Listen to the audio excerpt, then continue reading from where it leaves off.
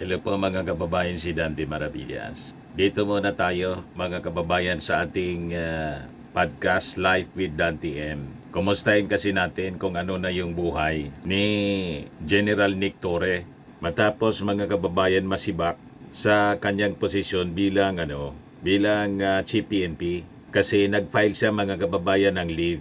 Pero habang nag-file siya ng leave, 1 month leave mga kababayan, biglang nag-post si General Torre sa kanyang Facebook account ng kanyang mensahe. Medyo malalim ang kanyang mensahe at may pasaring. Ano yan, Mr. Maravilla, si Ibuelo muna. Yan 36 minutes ago pa lang po, Nicolas Torre III. Mabuhay po tayong lahat, mabuhay ang bagong Pilipinas. Pero may pag-acknowledge pa rin siya para sa bagong Pilipinas. Alam naman natin po na ang bagong Pilipinas, ito yung battle cry ng ating Pangulong Bongbong Marcos. Ito yung direksyon na gustong ma-achieve ng ating Pangulong Bongbong Marcos. So madaling sabi, na-mention niya yung mabuhay ang bagong Pilipinas, meaning nandyan pa rin yung kanyang suporta. Kaya lang medyo may pasaring. Yan po Magandang araw po sa inyong lahat. Una po sa lahat, maraming salamat sa aking mga taga-suporta. Ramdam ko ang inyong pagmamahal at tiwala. Sa gitna ng lahat ng kaganapan at nagaganap, ang inyong mga salita at panalangin ang nagsilbi at magsisilbing lakas at inspirasyon ko. Ikalawa, salamat din sa mga naawa sa akin. Ngunit hinihiling ko sa inyo, huwag niyo akong kaawaan. In spite of my abrupt removal as Chief of the Philippine National Police, okay po ako. Kung meron man tayong dapat kaawaan, iyon ay ang milyon-milyon nating mga kababayan na paulit-ulit na nagiging biktima ng palagiang pagbaha. Sila ang tunay na nangangailangan ng tulong at kalinga sa panahon ngayon, sapagkat hindi naman sila ang dapat laging nagdudusa at naghihirap tuwing tagulan. Ikatlo, inuulit ko na wala akong sama ng loob sa ating Pangulo. Nauunawaan ko na kailangan niyang gumawa ng mga mabibigat na desisyon. At ang pagkaalis ko bilang Chief of the Philippine National Police ay isa lamang sa mga ito. Pulis pa rin naman ako, and I serve and I still continue to serve at the pleasure of the President and of our country. Mabuhay po tayong lahat. Mabuhay ang bagong Pilipinas.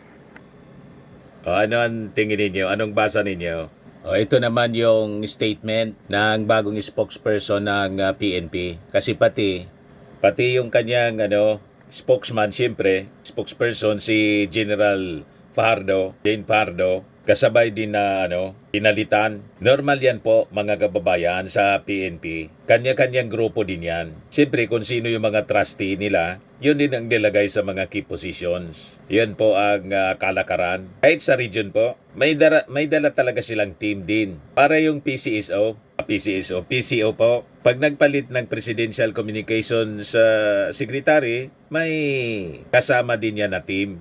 Kaya tingnan ninyo, pinapasubmit ng courtesy resignation para may free hand. Ganon din po sa PNP. Sa mga posisyon lang naman po, hindi man sa pagiging pulis. Ito yung yung statement mga kababayan ng spokesperson na si Police Brigadier General Randolph Tuanyo. Tama po yun. Una po lilinawin natin. Officially po, ang unit po ni dating GPNP ni Torre ay sa PIHAW. Hindi po sa Office of the GPNP. Bagamat una po nabalita na either sa Office of the GPNP o sa PIHAW siya. So officially, noong August 27, ang unit niya po ay ang PIHAW ng DPRM. Siya po ay nag-apply ng leave na nagsisimula po ng August 28 at magtatapos po ito sa September 29. So halos isang buwan po. Ginamit po niya yung kanyang leave na mandatory, special privilege leave at yung kanyang pong service leave.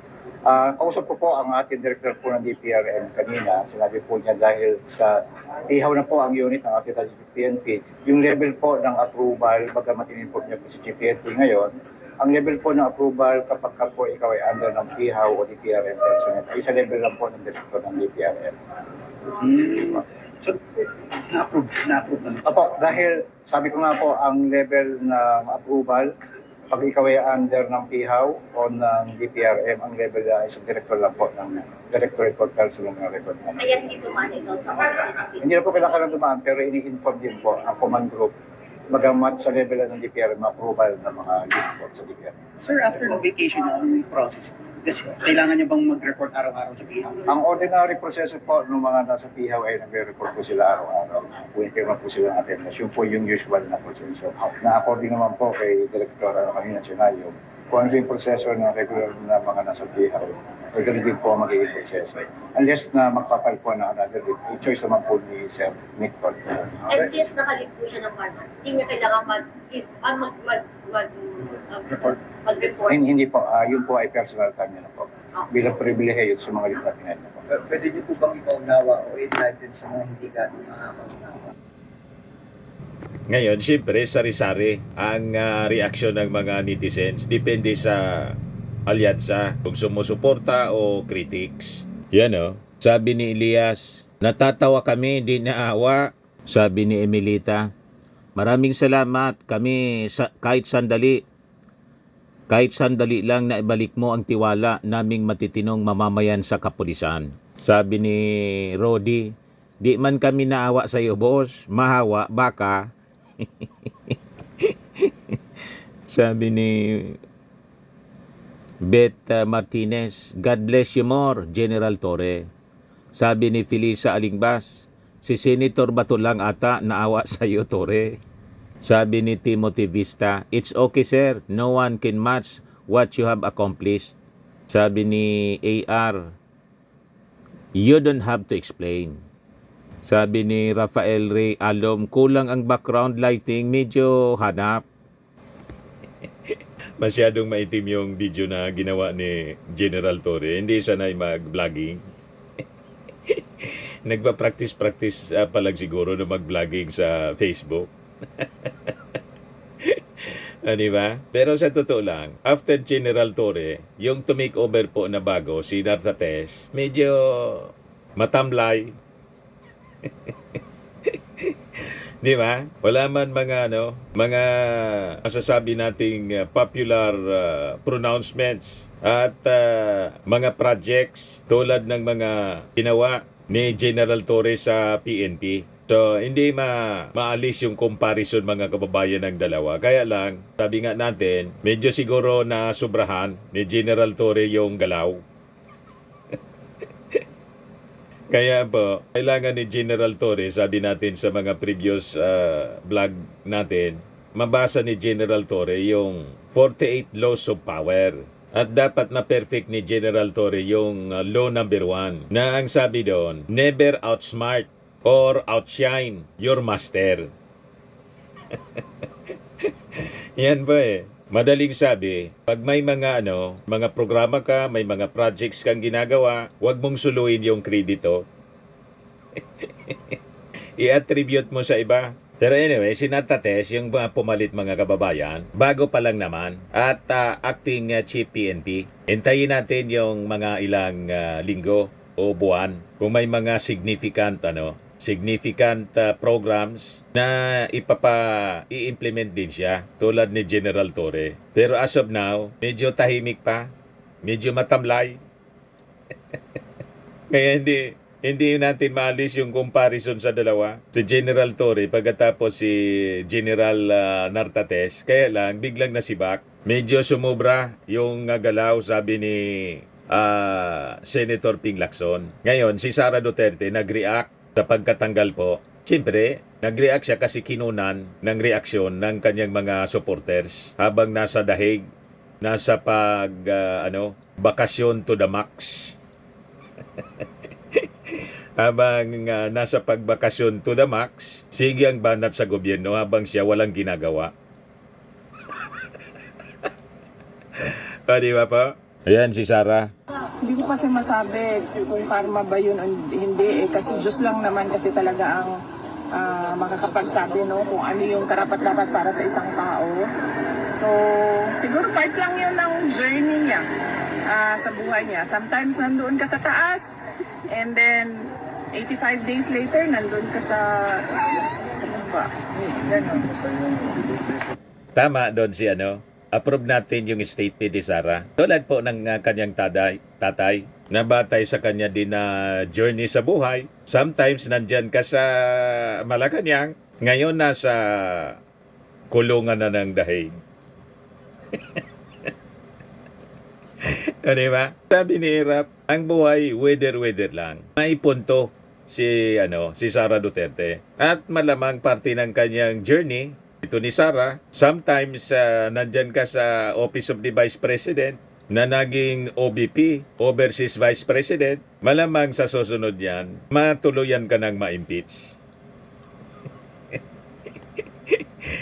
Di ba? Kasi yung Congress, halimbawa, paboran pa siya sa MR na final ng Congress, may February 6 pa naman. Papalapasin lang yung February 6, pwede naman ikasa yung panibagong impeachment complaint.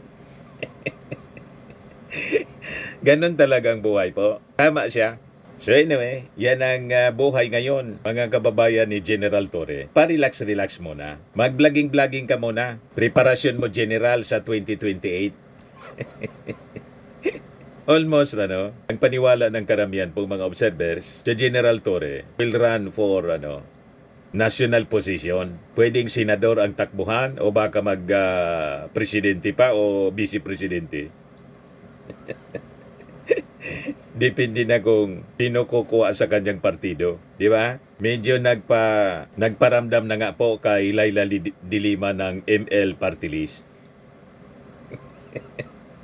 Dinalan si Laila de Lima, mga kababayan, ni General Torre, naging delivery rider ng may bago na niya akong trabaho, delivery rider ng kay Laila de Lima. Yun ay mga tanda, mga kababayan. So anyway, yan po ang ating short video ngayon sa ating podcast, Life with Dante M. Ang buhay ngayon ni General Torre ang ating naging topic dahil sa kanyang biglang pag-post ng video. So itong ating podcast natin sa inyo ng ating napakaganda na product na binibenta online. I am Worldwide Amazing Pure Organic Barley Powdered Drink Mix from Australia. Yung mga gusto po na mag-try nito, message na lang po kayo sa akin. Pati yung mga gustong mag-negosyo po. So lagi natin tatandaan, mga kababayan sa buhay, you become what you believe. Ako po si Dante Maravillas. Bye-bye. God bless.